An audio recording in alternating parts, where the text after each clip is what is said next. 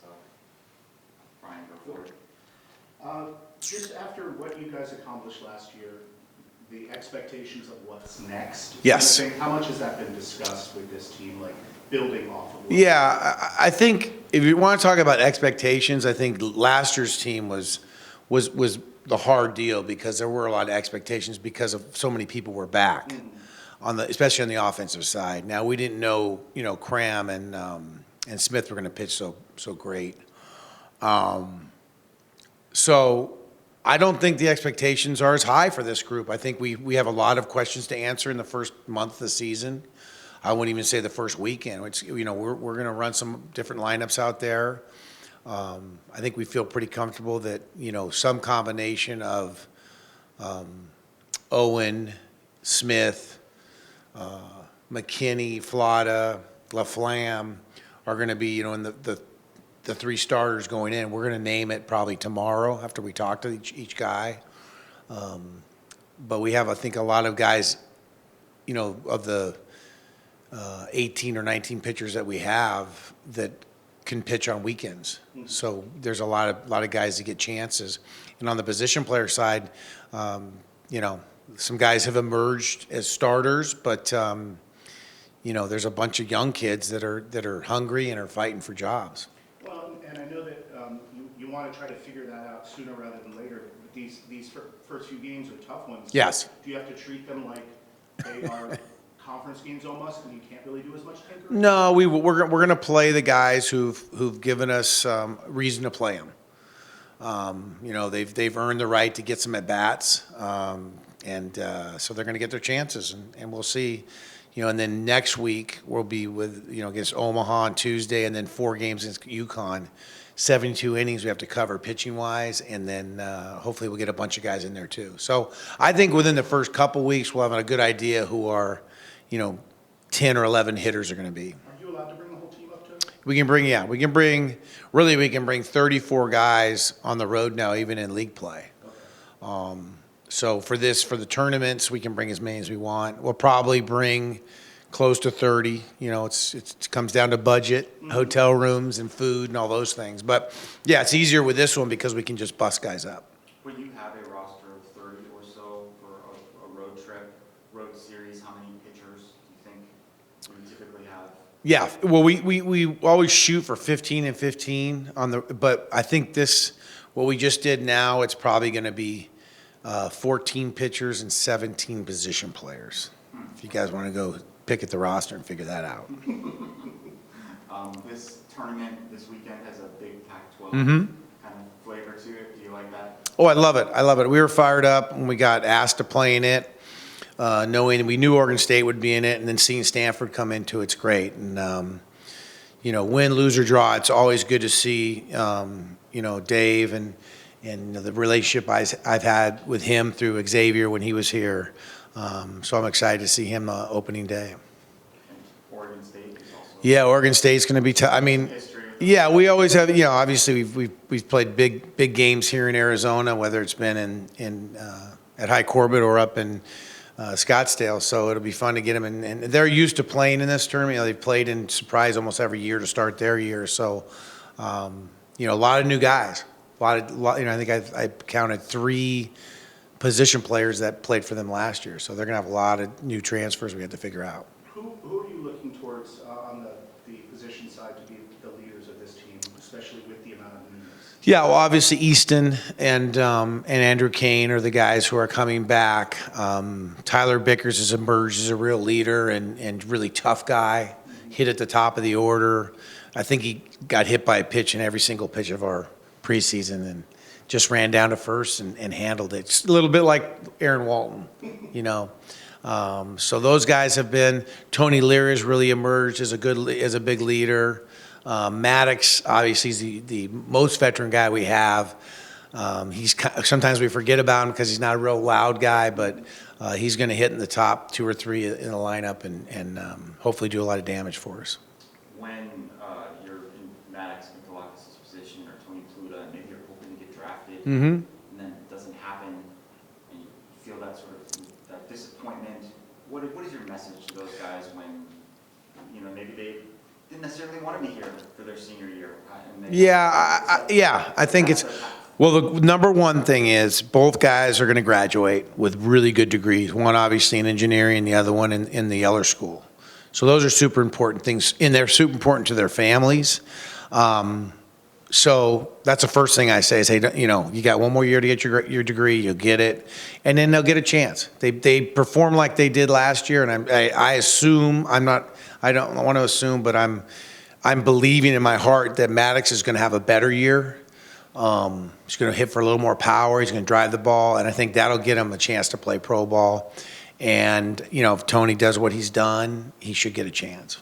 I've heard you make some mentions about playing a little differently on offense. Yes. Or moving the ball around. Is that, you just don't see as much power with this team at first? Or? Yeah, I think the slug is not as apparent as it was last year. You know, Matisse is going to play defense for us, or Cash. They're both really fighting for that shortstop job. Is the power like Mason White? No. There's not many guys that can do it. He did at shortstop. So, yeah, and we also saw how it all played in the playoffs. We played, you know, Coastal. We played Louisville. And we saw the pressure they were able to exert on us. And, you know, I just feel like at this level, you know, after 3 or 4 years of being here, it's something that we need to be proficient at. We need to be better at it. I mean, we don't have to be perfect, but we need to get a bunt down every now and then. We need to be able to hit and run. And it's helped us, I think, doing it and working on it over the fall, working on it in the preseason has also helped us defend it. And we know in the Big 12, it's a little different than it was in the Pac-12. Pac-12, it just seemed like it got to the point where we played baseball, like we're in the Major League Baseball. We're in the Big 12. We've got some teams that really pressure you, and we weren't ready for that last year. We had to really work on it mid-season on, and we got better at it. But I think all the stuff we've done offensively has helped us defensively too. Is Nate Nowitzki one of those guys who can play that type of ball, and what do you envision? Well, I think, yeah, Nate's just, I mean, if you look at his numbers, he's a guy that puts the bat on the ball, and we need guys who get on. We noticed last year the best offensive teams walked, you know, and Nate can extend an at bat. He, you know, with 2 strikes, he can get 0-2 and go 3-2. And he's fighting. You know, it's going to be very interesting. We'll get Nate in there this weekend. He's going to play all 3. We'll see. You know, I mean, he's you know, when you're looking for those certain type of players, he's one of the few guys on the team that just does not strike out. What position? Probably mostly he's been playing a lot of first. He and Tony have kind of fought it out at first. He can play second. He can play third. But you got Bickers, who's a veteran. You have Maddox, who's a veteran, and then you have the DH spot. So. A lot of guys are kind of moving around on these spots. So since fall ended, you've had multiple departures from the pitching side. How has that affected from the coaching? Coaching, yeah. How has that affected like the players as far as establishing a relationship with your new pitching coach? Yeah, and all of that? yeah. I mean, it's obviously been, you know, a lot for Sean to deal with, and Sean, you know, especially when Owen was still here as the player development coach. You know, one of the reasons why we hired Sean is we were very confident. He was confident in his ability to coach pitchers, but he was also confident in what we've done here. So he was really kind of letting them do what they had done here. Owen was very integral in that. And when Owen left, you know, it leaves him, you know, alone. And it's been great. The guys have taken to him. There's not a whole lot of lab or, you know, creating new pitches at this point in the season. That stuff's been done. The hay's in the barn, as we say. And he's coaching them on the things that's important to give hitters out, one, and also we want to be a better team at holding runners and defending at the pitching spot too. So he's put a lot of time into that. As we get going now, you know, the checkups in the lab we'll have to do. And, you know, we're in the midst of hiring a new player development pitching guy. So hopefully we have him in place soon. But, no, it's been great. And I think the pitchers have really been great with Sean. And Sean's called pitches. Oh, yeah, everywhere he's been. So Yeah. I know that was something you were wondering about, Right. because John had never done that. Exactly. Yeah, no, he's been fine with that. And again, with Owen's help and talking to John a little bit too, I think he's understanding what, you know, how we through, you know, call games in the past and how it's helped Owen, how it's helped Smith, and he understands it. But hey, listen, it's once you get into live bullets and things going on, there's going to always be little adjustments here and there. We know that. How did Tony Lear go from someone who's thinking about leaving to a team leader in Boston? Yeah, no doubt. I mean, Tony, so for example, he basically was going to leave. He went in the portal. He had multiple offers, good offers to go other places. And he just called me at the last second and said, Coach, I just really want us to be a Wildcat. You know, would you have me back? And do you think I have an opportunity? I said, I'd love to have you back. He's a tremendous person. He's got great upside. And he came back and changed his body in the weight room and with his nutrition and just played his butt off. He's a good first baseman. He's going to be it's hard to replace Tommy Splain. That's one of the best defenders we ever had here. And Tony has a chance to be at that level when he's done here. And he's only a freshman with a redshirt year. And he's not only driven the ball in these games, but he's shown we talk about Nate, he's shown a really great job with two strikes, putting the ball in play, using the whole field. So I'm excited. You know, we got to do it against another team. So, like I said, there could be guys in, guys out, but there's a lot of opportunity. How would you assess Matisse's offseason progress? Good. You know, Matisse, obviously one of the big things is touching the ball, putting it in play. His defense has been fine. He probably will play even better defense as the season goes on. He gets comfortable.